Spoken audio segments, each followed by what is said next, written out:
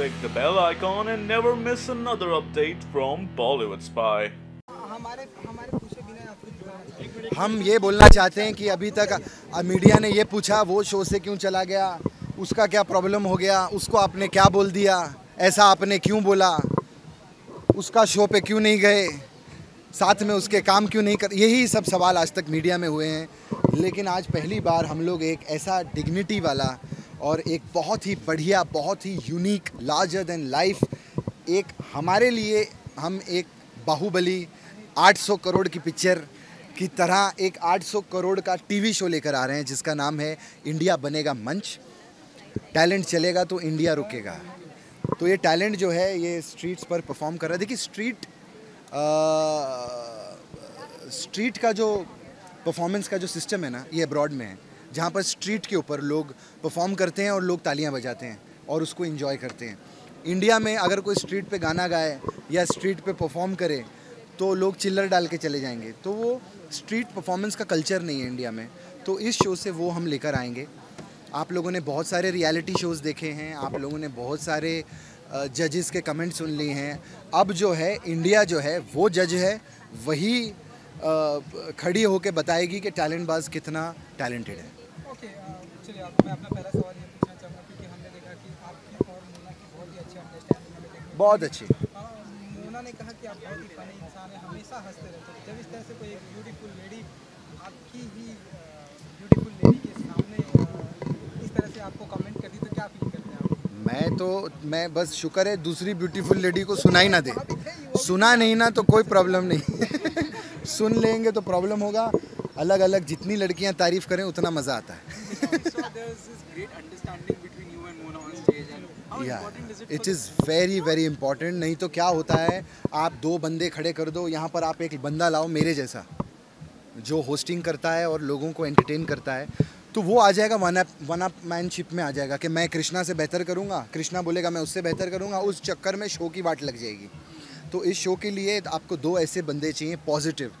मेरे में मैं मानता हूँ कि बहुत पॉजिटिविटी है और मोना में इतनी पॉजिटिविटी है। हम भले थके हारे हों, धूप है, हम लोगों की हालत ख़राब है, लेकिन मैं मोना को एंटरटेन करता रहता था। मोना जो है मुझे खुश रखती थी। मेरे को कभी लाइंस की प्रॉब्लम आए तो वो बोल दे, मुझे संभाल ले। हमें ऐसे होस्ट चाहिए होते हैं अच्छे शो के लिए जहाँ पर दोनों एक दूसरे को संभालें। मैं मोना को बहुत अच्छा संभाल लेता हूँ और मोना मुझे बहुत अच्छा संभालती है।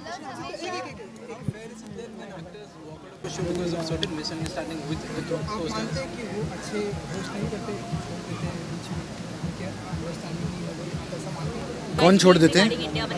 हाँ नहीं, वो तो उनका कोई पर्सनल पता है क्या चक्कर है। वो दो दोस्त हैं, वो झगड़ा करें जो करें, दोस्तों में सब होता है। आपके भी दोस्तों में झगड़ा हो जाता है। उन दोनों के बीच हो गया। 4 साल इतना कपिल ने टीम को संभाल के रखा था।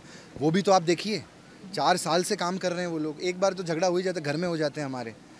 तो कपिल ने इतना सब संभाला, वो भी बड़ी बात है यार, क्योंकि नहीं संभाले जाते लोग, तो कभी कभार हो जाते हैं झगड़े। कलर्स हमेशा न्यू कॉन्सेप्ट्स के साथ आते हैं। राइजिंग स्टार है जो फर्स्ट टाइम जो टीवी रियलिटी में फर्स्ट टाइम जो लाइव हुआ, और अभी ये जिसमें जो सिर्फ राइजिंग स्टार ही नहीं है। आप देखिए कॉमेडी नाइट्स बचाओ, इतना रिस्की शो कि एक बंदा कुर्सी पे बैठा है और आप उसके बारे में कुछ भी बोले जा रहे हैं। इससे बड़ा रिस्की शो कोई नहीं हो सकता।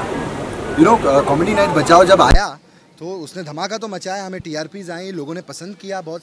हाँ, तो बाद में मोनोटोनस हो गया था, ये भी मैं मानता हूँ। हर शो मोनोटोनस होता है, हर शो के बारे में बोला जाता है कि सैचुरेशन आता है कि नहीं, अब थोड़ा नया करो। तो हम वहाँ बंद करके अभी इसका कुछ नया लेकर आएंगे। कलर्स ने बहुत रिस्क लिया है। राज सर, मनीषा, शीतल, जो टीम है ये रिस्क लेने में मतलब विश्वास रखते हैं। बचाओ रिस्क था, राइजिंग स्टार रिस्क था, लेकिन शो चले। राइजिंग स्टार भी चला, बचाओ भी चला। तो अभी होपफुली हम चाहते हैं इंडिया बनेगा मंच भी चले। जैसे कि आपने कहा कि काफ़ी चैलेंजेस इसमें आए, तो क्या सबसे बड़ा चैलेंज है इसमें ये कि एक तो कोई जज नहीं है, तो हम ही इस शो के सूत्रधार हैं, हम इस शो के मेन करता धरता हैं, और हम जो बोलेंगे वो होगा, और जितनी ऑडियंस आएगी उससे टैलेंट बाज बचेगा। तो I think I am one of the most luckiest, thanks to Colors, Raj sir, Sheetal, Manisha के। उन्होंने मुझे चुना क्योंकि ये फेदर इन कैप है, क्योंकि ये शो ही आपका है। सिर्फ इसका नाम नहीं है कि इंडिया बनेगा मंच विद कृष्णा एंड मोना, एक होता है ना नाम डाल दो, तो सिर्फ नाम ही नहीं डाला है, नहीं तो उसके अलावा हमारा show and we are very very happy. हमने 10 एपिसोड कर लिए हैं इस शो के and very excited and lucky कि ये शो हमको मिला है।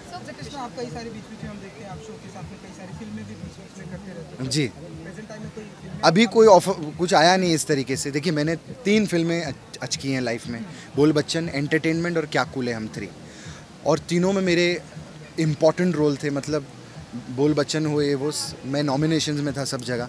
तो इस तरीके से अगर कोई मुझे इम्पॉर्टेंट मिलेगा, मुझे बड़े फ़ोन आते हैं हमारे लिए ये कर दीजिए, वो सीन कर दीजिए, या ये इसके साथ कर लो, तो वो उसमें मुझे कोई इंटरेस्ट नहीं है ना, मैं अपनी ज़िंदगी में करने वाला हूँ। मैं टेलीविज़न पे अच्छा काम कर रहा हूँ, अपने शो का हीरो हूँ मैं, जो शो करता हूँ, तो मैं उसी में खुश हूँ।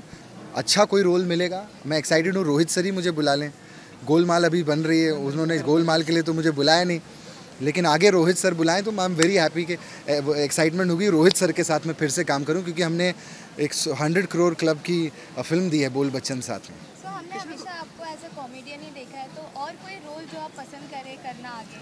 मैं ज़रूर, अरे कौन चाहेगा कि एक ही चीज़ करते रहो, मैं भी पक जाता हूँ कभी। इसीलिए तो इंडिया बनेगा मंच मेरे लिए एक अलग शो है, जिसमें मैं कोई खड़ा होके लोगों के मजाक नहीं उड़ा रहा हूँ, कहीं मैं फालतू की कॉमेडी नहीं कर रहा हूँ। इसमें मैं जैसे नेचुरल हूँ, जैसे मैं बात कर रहा था आप लोगों से, थोड़ा हंसी मजाक भी हो गया, थोड़ी मस्ती हो गई। इस शो पे मैं रोया हूँ ज़िंदगी में पहली बार। मैं टीवी पे आप देखेंगे कि मैं इमोशनल हो गया हूँ, मोना रोई, हम दोनों रो पड़े।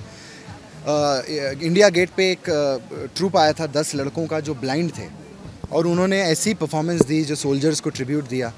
अगर आप उनको देखेंगे वाकई में, मतलब टीवी पे आपका घर पे बैठे आपका रोना निकल जाएगा कि यार वो लोग कैसे कर रहे हैं, एक दूसरे को टच कर रहे थे वो लोग, और फील करके उन्होंने एक्रोबैट्स किए। तो उनको देख करना ऐसा टच, मैं एकदम इमोशनल हो गया। तो मोना ने खुद कहा कि जो बंदा लोगों को इतना एंटरटेन करता है वो आज टीवी पर रो रहा है आप लोगों के सामने, और मेरे से रुका ही नहीं गया। तो वो जो मेरा इमोशनल सेल्फ है, जो मैं जैसा नेचुरल हूँ वैसा मैं बचाव में भी था, लेकिन इसमें एक अलग साइड जो है वो आपको दिखाई देगी। Talking about Munch, I'm sure as an actor you had to struggle a lot before you reached the breakthrough platform. Do you recall the days of struggling when you even had to search for the credible platform to showcase your talent? Yes, लोगों को लगता है कि मैं गोविंदा का भांजा हूँ तो मैंने स्ट्रगल ही नहीं किया होगा। मैंने जितना बहुत स्ट्रगल किया, बहुत काम ऑफिसेज में घूमा हूँ, काम मांगा मैंने। फिर उसके बाद मैं टेलीविज़न पे आया, कुछ हुआ नहीं मेरा, तो मैंने बोला यार चलो मैं कोई रियलिटी शो मुझे मिलना चाहिए।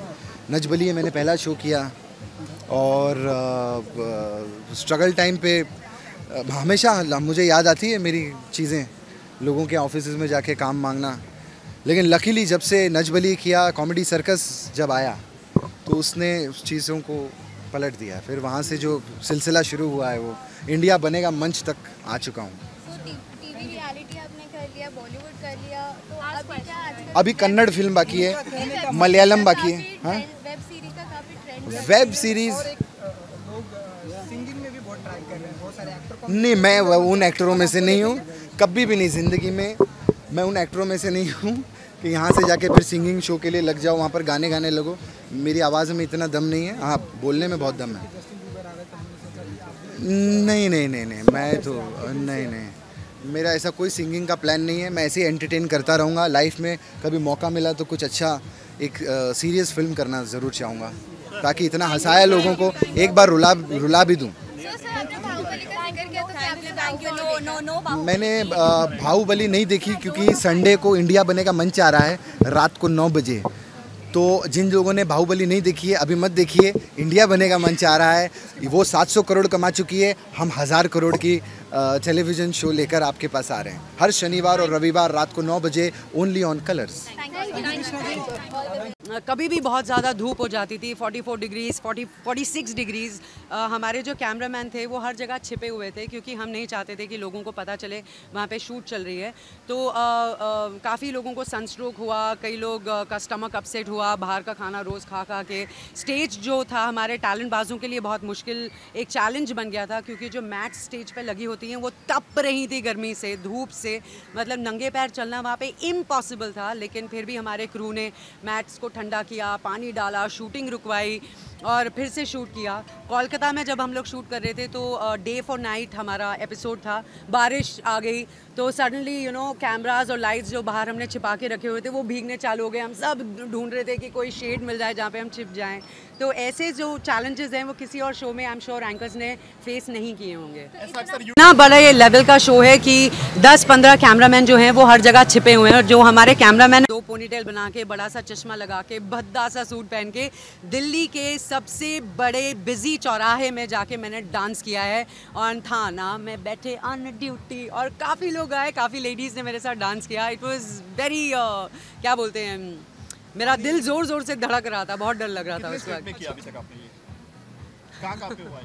हमने दिल्ली और कोलकाता में शूट किया है, बॉम्बे में जुहू बीच पर शूट किया है, और अभी काफ़ी थोड़े से एपिसोड्स बाकी हैं, तो शायद हम लोग फिर से आउटडोर जाएंगे। तो इतने क्राउड के सामने डांस करना या परफॉर्म करना बहुत डिफिकल्ट होता है, तो अरे हाँ यार, तो कंटेस्टेंट्स की फीलिंग कुछ समझ आई जब बिल्कुल, क्योंकि ये कोई स्टूडियो नहीं है जहाँ पे स्टूडियो ऑडियंस बैठी हैं, जजेस बैठे हैं, जो डायरेक्टर है बोल रहा है चलो एक्शन, गलती होगी तो चलो कट, दोबारा करते हैं। There is nothing of that sort happening. अगर आपसे गलती हो गई आप दोबारा से मंच पर शुरू करो। कोलकाता में एक टैलेंट बाज थे, चाइनीज़ लायंस, उनसे गलती हो गई, वो गिर गए और लोग वहाँ से हिले नहीं, मतलब लोगों ने तालियां बजाई, उनका हौसला बढ़ाया और वो लोग फिर से शुरू हुए। दूसरी बार गिर गए तो हमें लगा हम क्या करेंगे, हम ये दिखाएंगे या नहीं दिखाएंगे, लेकिन डायरेक्टर ने बोला नहीं, हम ये जैसा है वैसा ही दिखाएंगे, क्योंकि इंडिया में यही सबसे बड़ी बात है कि जनता ने हमारे टैलेंट बाजों का हौसला बढ़ाया, कोई वहाँ से हिला नहीं और सब ने उनके लिए तालियां बजाई और उन्होंने अपना एक्ट फिनिश किया। पता है ऐसा है कि Krishna and I R very lucky कि 20 दिन के आउटडोर स्केड्यूल में हमारी कोई ऐसी अनबन नहीं हुई, कोई ऐसी बात पर मिसअंडरस्टैंडिंग नहीं हुई। Krishna is a very funny, fun loving guy जो हमेशा खुश रहता है, उसके कभी मैंने मूड स्विंग्स नहीं देखे, क्योंकि ये शूट एक्चुअली बहुत मुश्किल है। 5:30 AM का हमारा कॉल टाइम होता था, रात के 10 बजे हमारा पैकअप होता था, थक जाते थे हम लोग सबके सब, लेकिन कृष्णा के साथ बहुत आसानी से हम दोनों ने मिलकर शूट किया। कृष्णा मुझे बोलता रहता था मोना तू हमेशा खुश रहती है, मैंने कहा कृष्णा तू भी हमेशा खुश रहता है, let's work together as a family and make the show look good. Thank